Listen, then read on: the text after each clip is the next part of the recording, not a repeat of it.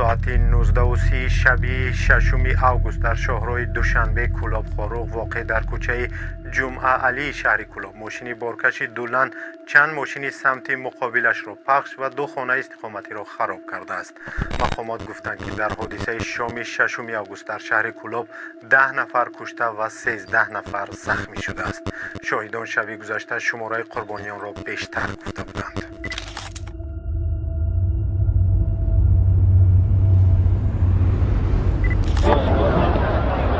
یا الله مهربون نگاه بدارا یک کماز پول اومده بالا تمامی قریبا 20 نفر ماشین از اگه نگاه که مرده اما خوابنده آمایجا این ماشین بین ای بلند طرف شروباد اومده این خونه در پول اومده خانواده را هم از اگه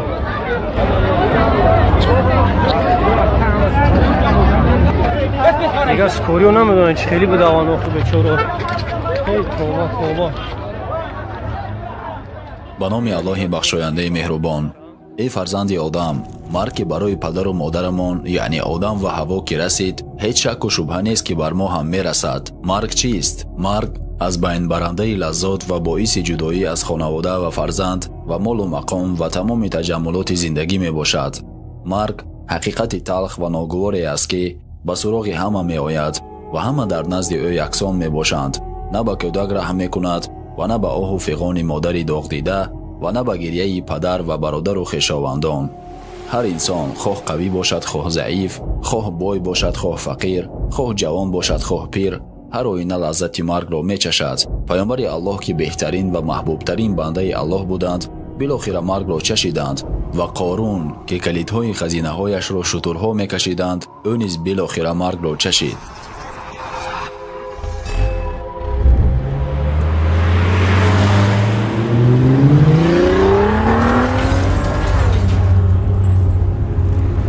امر لازمی برای هر یک شخص می باشد و هیچ راهی فراری وجود ندارد، چون الله تعالی می گوید کل نفس ذائقة الموت، هر یک نفس چشنده مرگ است.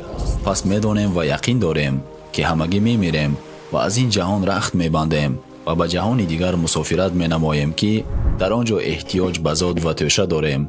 اما در عصر امروز که گرداگرد ما را فتنه و شهوت ها فرا گرفتند، ما مرگ را فراموش میکنیم. فکر میکنیم که آن دور است، فکر میکنیم که حال و وقت داریم، فکر میکنیم که در این دنیا ابدی میمانیم.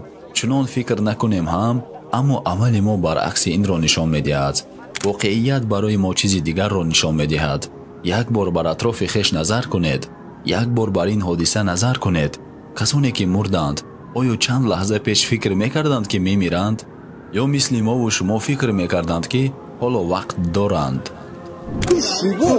کماز به دولان گذاشت، دست پا لرزه گرفته و همه مرده بانوی خدای راه. رفتار ما چنان است که ما از مرگ فرار داریم.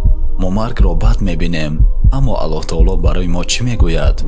قل ان الموت الذي تفرون منه فانه ملاقيكم ثم تردون الى عالم الغيب والشهاده فينبئكم بما كنتم تعملون. بگه آن مرگی که از آن میگریزید شما را در خواهد یافت و سپس نزد آن دانای و نهان و آشکار برگردانیده میشوید تا به کارهایی که کرده اید آگاهتان سازد. انسان عاقل باید برای سفر آخرت که با مرگ آغاز می شود آمادگی گرفته باشد با انجام دادن اعمال نیک و صالح و باید طور زندگی کند که اگر هر لحظه اجلش فرا رسد در برابرش بتواند لبیک بگوید. و باید دانست هنگامی که اجل شخص فرا می رسد یک لحظه عقب و یا پیش کرده نمی شود.